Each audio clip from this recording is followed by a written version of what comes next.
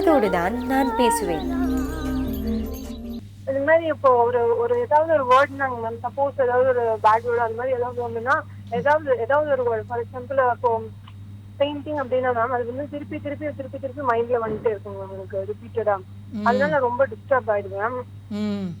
எவ்வளவு நாளா இந்த மாதிரி இருக்கு?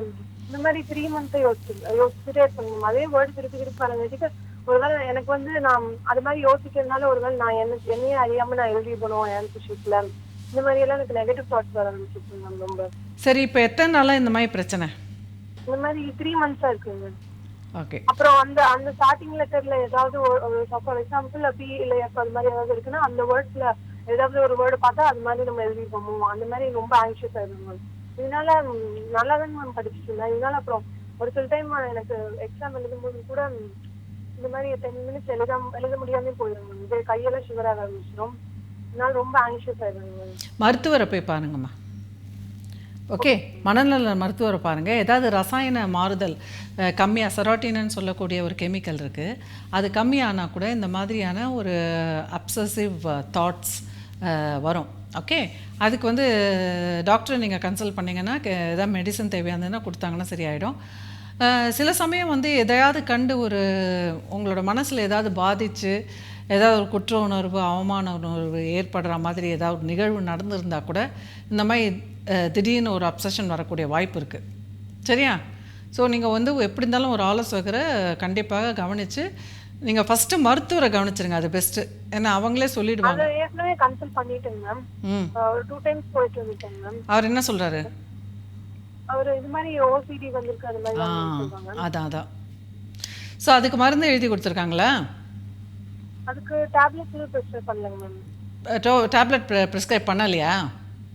பண்ணலங்க. சரி, அப்போ நீங்கள் வந்து எங்கேருந்து பேசுகிறீங்க? இல்லைங்க மேம், இந்த மாதிரி திருப்பி திருப்பி ரெப்பிட்டேட்டிவா தாட்ஸ் பண்ணி அது எப்படி? அதான் நீங்கள் எங்கேருந்து பேசுகிறீங்கன்னு கேட்குறேன். கோயம்புத்தூர்லேருந்து பேசுகிறேன். அதுக்கு வந்து ஒரு டயலெக்டிக்கல் பிஹேவியர் தெரப்பின்னு ஒன்று இருக்குது, டிபிடின்னு ஒன்று இருக்குது. ஓகே, அந்த தெரப்பி வந்து நீங்கள் பயிற்சி கொடுக்கக்கூடிய தெரப்பிஸ்ட் பார்த்து அதை நீங்கள் கற்றுக்கிட்டு ஒரு ஃபஸ்ட்டு நீங்கள் வாரம் ஒரு தடவையாவது போய் கற்றுக்குங்க, ஒரு 12 செஷன் அந்த மாதிரி போய். அதுக்கப்புறம் லைஃப் டைம் அதெல்லாம் நீங்கள் பிஹேவியர் தெரப்பி எல்லாம் கொஞ்சம் கற்றுக்கிட்டு அதை ஃபாலோ பண்ணிங்கன்னா ஓரளவுக்கு இதுலேருந்து விடுபட்டு வரணும் அப்படின்ற ஒரு முடிவோடு நீங்கள் வைராக்கியத்தோடு ஒர்க் பண்ணிங்கன்னா வந்துடலாம். ஓகே. ஸோ ஏதோ உங்கள் மனசை பாதிக்கிறது அது வந்து அந்த அப்சசிவ் ட்ரேட்ஸ் வந்து அதையே வந்து ஆசை போட்டுகிட்டே இருக்கா மாதிரி உங்களுக்கு ஒரு மைண்டில் வந்து ஒரு இது வந்திருக்கு.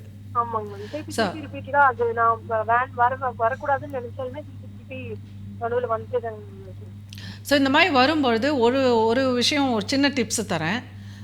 ஸோ வாட் அப்படின்னு மனசுக்குள்ளே சத்தமாக கேளுங்க, வாய் விட்டு கூட கேளுங்க. நீ வந்துட்டு போ, எத்தனை தடவை வேணால் நான் பயப்பட மாட்டேன் அப்படின்ற மாதிரி ஒரு தடவை ஸோ வாட் வரட்டும் வேலை அப்படின்னு நினச்சிடுங்க. நீங்கள் பயப்படாதீங்க, இந்த மாதிரி தாட்ஸ் வந்துட்டே இருக்கேன்னு முதல்ல. ஓகே, அப்புறம் அடுத்தது ஏதாவது ஒரு நெகட்டிவ் தாட்ஸ் உங்களுக்கு கனெக்ட் ஆகுதான்னு பாருங்கள். இப்போ ஏதாவது ஒரு விஷயம் நினைக்கும் பொழுது இந்த மாதிரி வருதா? ஏதாவது நெகட்டிவ் தாட்ஸ் வருதா உங்களுக்கு?